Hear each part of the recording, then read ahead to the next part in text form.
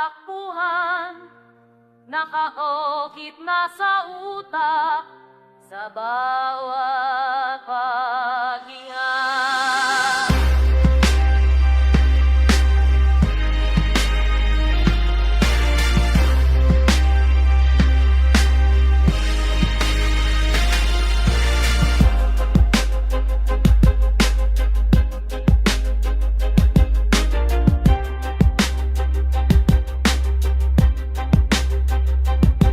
Naman sa mismong bangungot, hinahabol ng sariling anino, takot na takot. Sinong nagsabi na sanay na ako sa ganitong buhay? Kada kanto may multo, kada puno ay saway. Psikologiya ng survive, fight or flight response. Pero di ka makakas kung nasa dugo na ang kumpas. Nag-aral na patat ng bawat patindayog ng mga boses sa stilito. Sinong kakagok, tangina, minsan natatawa ako sa sarili ko.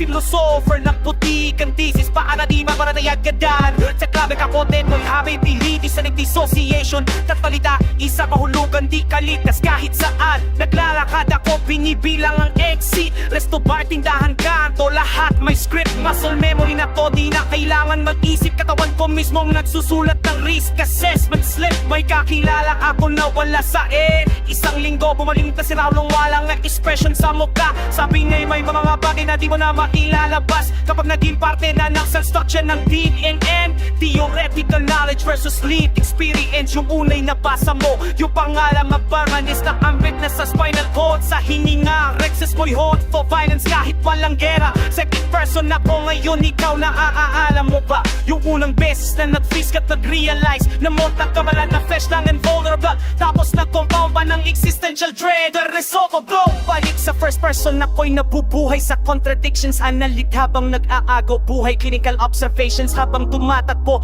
Iniisip ko pa rin ang etymology ng salitang patay, kaya philology. Dito romantisado, walang hero's journey dito. Walang arc, walang redemption, paulit-ulit na ngumaklak ito. Walang gato, dinina mo tubi, check kung nakalak ang pinto. Umupo, huminga, mag-isip kung paano bukas kung meron pa. Stream of consciousness ng takot, fragmented, no lila. Mga haang di na masayo, pero pakiramdam mo nandyan. Inherited trauma, sociological phenomenon. Street level data ng systemic abandonment. Tinatanong mo kung bakit na specific ng detalye. Kasi yan ang totoo, di generic, di metaphor lang. May takot, may texture, may oras, may umoy, may kulay ng alas dos ng kales. Agosto, mainit ang hangin. May puti pulak, log salita ulit. Pero awareness, exhaustionness. Yan ang cycle, yan ang process. Technical skill para saan? Para ma-articulate ang experience na walang resolution, perpetuate, incomplete. Linya ng kalsada, di mo yan matatanggal sa utak.